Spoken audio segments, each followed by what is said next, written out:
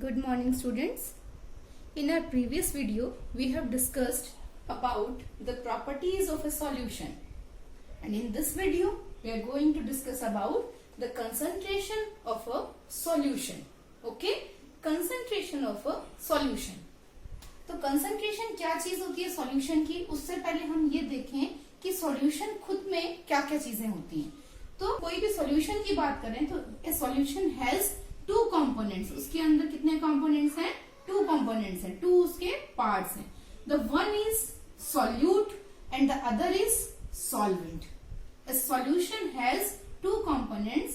The one is solute and the other is solvent. ये दो चीजें होती हैं. हम एग्जांपल किसका लेते हैं? हम एक बार शुगर सॉल्यूशन का हम एग्जांपल लेते हैं कि इसमें कौन तो सॉल्यूट है और कौन सॉल्वेंट है. इसकी हम बात कर रहे हैं. Suppose we are talking about sugar solution.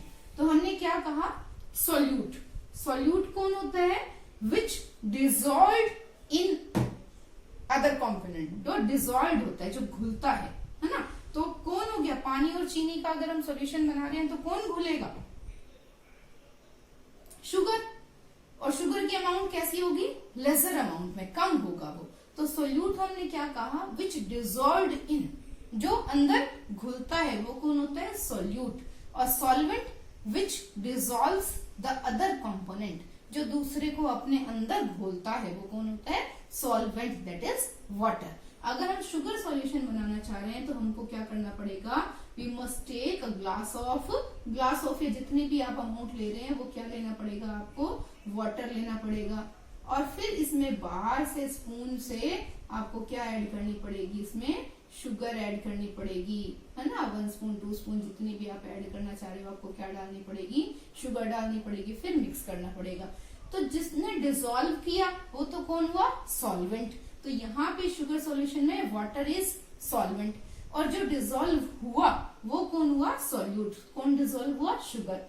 तो एक चीज कॉमनली, जनरली, उल्टा भी हो सकता है, जनरली जो सॉल्यूट होता है it is in lesser amount, वो हमेशा कम अमाउंट में रहता है. और जो सॉल्वेंट होता है वो कैसा होता है? हायर अमाउंट में, इसके कंपैरिजन में थोड़ा सा ज्यादा होता है. शुगर सॉल्यूशन की बात की तो वाटर क्या हो गया हमारे पास? वाटर हो गया हमारे पास सॉल्वेंट. और शुगर क्या होगी? सॉल्यूट. अगर हम सॉल्ट सॉल्यूशन की बात करते हैं तो सॉल्ट क्या हो जाएगा? सॉल्यूट. और वाटर क्या हो जाएगा? सॉल्वेंट हो जाएगा, जो घुलता है और जो घुलता है खुद. तो ये हमारे पास क्या बनेगा? सॉल्यूशन बनेगा. तो ये ध्यान रखेंगे, सॉल्यूशन के अंदर दो टर्म्स आएंगी, सॉल्यूट और सॉल्वेंट. अब बात आती है कंसंट्रेशन ऑफ अ सॉल्यूशन की. कंसंट्रेशन क्या होती है? तो कंसंट्रेशन किस पे डिपेंड करती है? अमाउंट ऑफ सॉल्यूट, कि किसी सॉल्वेंट में how much solute we are going to dissolve, हम कितना सॉल्यूट उसके अंदर ऐड कर रहे हैं, वो उसकी क्या हो जाएगी? कंसंट्रेशन. तो कंसंट्रेशन के अकॉर्डिंग जो सॉल्यूशन है वो उसको हम 2-3 टाइप्स में डिवाइड कर सकते हैं. हम क्या कह सकते हैं? Dilute solution. डाइल्यूट सॉल्यूशन मतलब सॉल्वेंट तो काफी ज्यादा है आपके पास और सॉल्यूट जो है वो कैसा है? कम है, कम अमाउंट में है सॉल्यूट. तब क्या होगा? वो डाइल्यूट. अब धीरे धीरे आप क्या करो? आप सॉल्यूट की जो अमाउंट है वो इंक्रीज करते चलो. थोड़ा सॉल्यूट की अमाउंट आपने क्या कर दी है? इंक्रीज. ये एरो मैंने किसका बताया? इंक्रीज का. ये क्या इंक्रीज हो रही है? Amount of solute. तो धीरे धीरे आपका सॉल्यूशन डाइल्यूट से किस में कन्वर्ट होने लगेगा? कंसंट्रेटेड सॉल्यूशन में. तो डाइल्यूट और कंसंट्रेटेड क्या है? They are comparative amount. आपके पास एक ही सॉल्यूशन है सामने, आप ये नहीं कह सकते कि ये डाइल्यूट है या कंसंट्रेट है. आपके पास एक ग्लास है, आपने उसके अंदर 2 चम्मच चीनी डाल रखी है. You can't say it is concentrated और सॉल्यूट. अगर आप एक और ग्लास लो वाटर और उसके अंदर आप 4 स्पून शुगर डिसॉल्व करो, तब ये वाला क्या हो जाएगा? डाइल्यूट हो जाएगा. और वो क्या हो जाएगा? 4 स्पून वाला कंसंट्रेट हो जाएगा. अब अगर आप दूसरा ग्लास लो और उसके अंदर आप हाफ स्पून ही शुगर डिसॉल्व कर रहे हो, तब वो जो हाफ वाला है वो क्या होगा? डाइल्यूट. और 2 स्पून वाला क्या हो जाएगा? कंसंट्रेटेड. तो ये हमेशा क्या है? कंपैरेटिव अमाउंट है. 2 चीजें होंगी तभी आप डिसाइड कर पाओगे कि कौन सी डाइल्यूट है और कौन सी कंसंट्रेटेड है. अब आपने क्या किया कि आपने अमाउंट ऑफ सॉल्यूट इंक्रीज करते गए, तो डाइल्यूट से वो क्या होता गया? कंसंट्रेटेड होता गया. अब उसकी कंसंट्रेशन इतनी बढ़ जाए कि no more solute can be dissolved in a solution at a given temperature. कि अब उसमें इस रूम टेम्परेचर पे, कोई भी टेम्परेचर आपको दे रखा है, हम रूम टेम्परेचर की बात कर रहे हैं, इस पे अब उसके अंदर और सॉल्यूट जो है डिसॉल्व होना बंद हो गया. तब क्या होगा, तब उस सॉल्यूशन को क्या बोल देंगे, सैचुरेटेड सॉल्यूशन। कौन सा सॉल्यूशन बोलेंगे, सैचुरेटेड। तो आपके पास डेफिनेशन आती है what is the saturated solution, तो आप क्या कहेंगे, when no more solute can be dissolved in a solution at a given temperature। ये ध्यान रखना जरूरी है ना। ये क्लास 4th 5th में एक एक्सपेरिमेंट था और आपने घर में कभी नींबू पानी बनाए हो, आप क्या करें, पानी के अंदर चीनी डिसॉल्व करना शुरू करें, है ना। देखिए हम यहाँ करके देखते हैं, ये देखिए, ये मेरे पास क्या है, I have a plain water, ये पानी है, तो ये क्या हो गया है, सॉल्वेंट। वाटर क्या हो गया, solvent. Now I am taking a spoon of, देखिए I am going to dissolve some sugar in it. मैंने इसमें क्या किया, थोड़ी सी चीनी डाल दी, तो अब ये जो नीचे शुगर दिखाई दे रही है दैट इज सॉल्यूट। क्या होगी, ये सॉल्यूट होगी।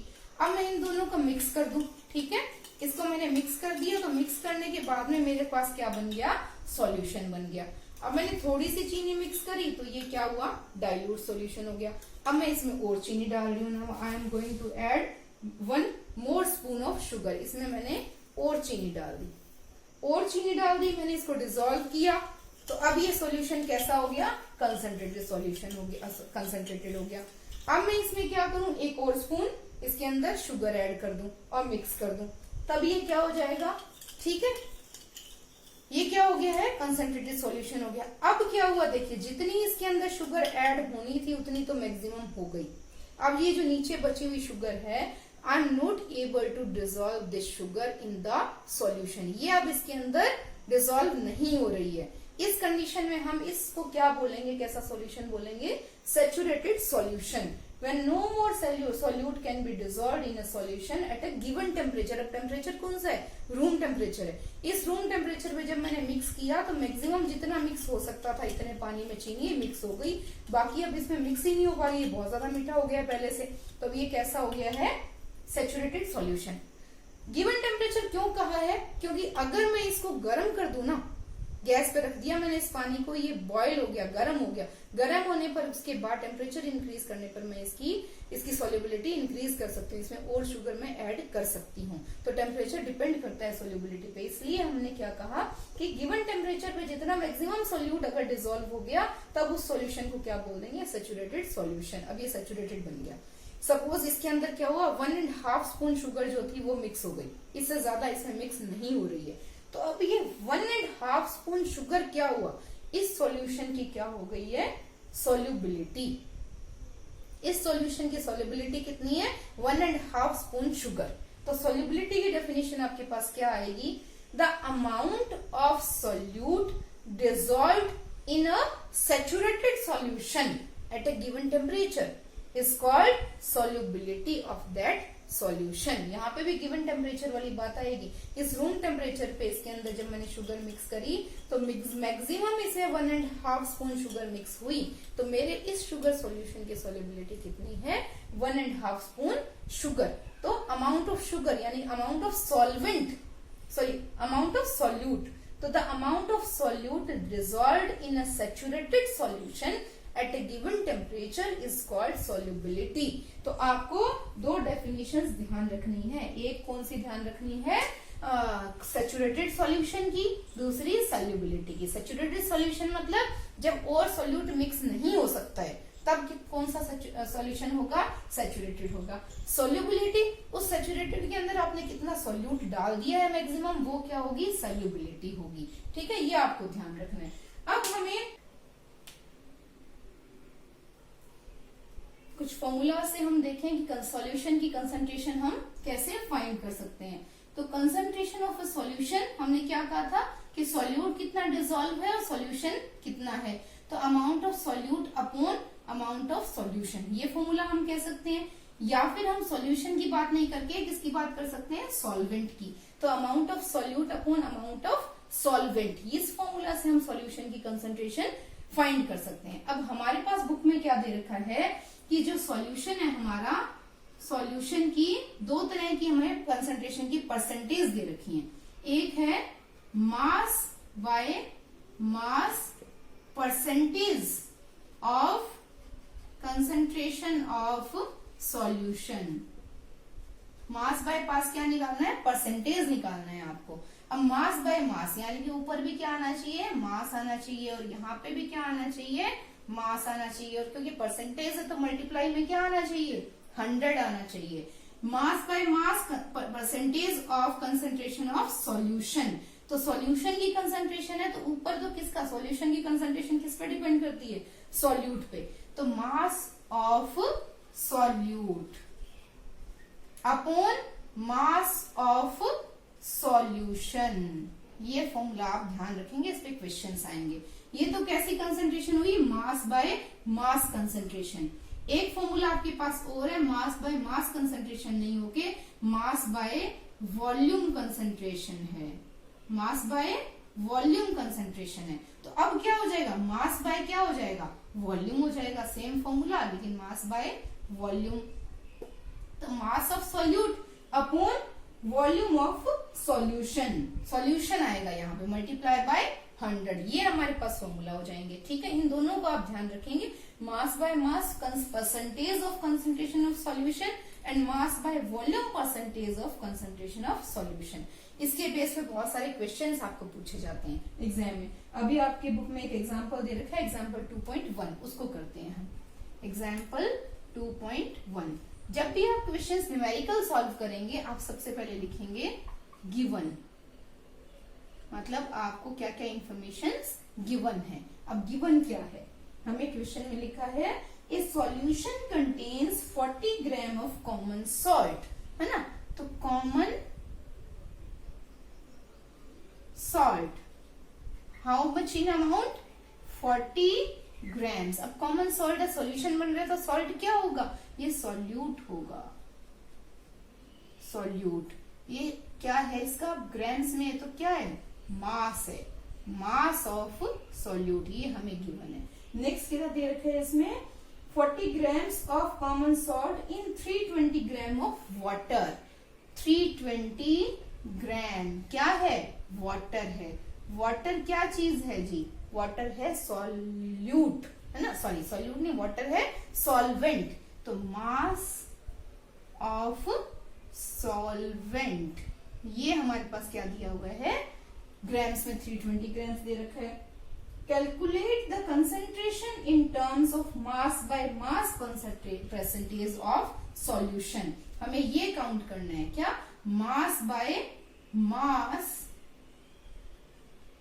Percentage of solution. तो आप सबसे पहले क्या करेंगे, इसका सॉल्व करने के लिए ये वाला फॉर्मूला लिखेंगे, mass by mass percentage of solution is equals to mass of solute upon mass of solution multiply by 100। ये लिखने के बाद सॉल्व करना शुरू करेंगे।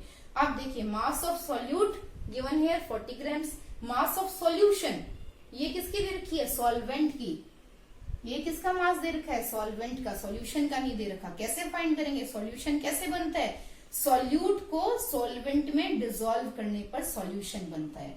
तो आप ऐसे लिखेंगे कि मास ऑफ, आप लिखेंगे mass of solution is equals to mass of solute plus mass of solvent.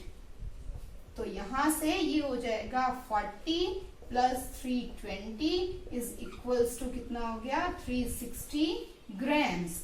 अब इस चीज को आप इस फॉर्मूला में फिट करेंगे। फॉर्मूला लिखने के बाद में मास of solute 40, mass of solution 360 multiply by 100। और अब आप इसको सॉल्व करेंगे।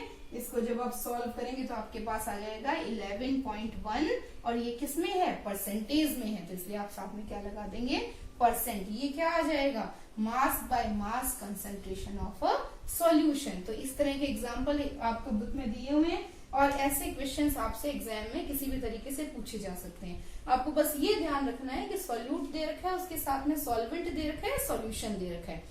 अगर सॉल्यूशन दिया हुआ है तो एज इट इज पुट करो, अगर सॉल्वेंट दे रखा है तो सॉल्वेंट प्लस सॉल्यूट करके सॉल्यूशन का फाइंड करो और फिर एग्जाम्पल में पुट करो। ओके, तो यहाँ तक हमारे पास सॉल्यूशन वाला जो टॉपिक है वो कंप्लीट हो गया है। In next video we will discuss about suspension and colloid.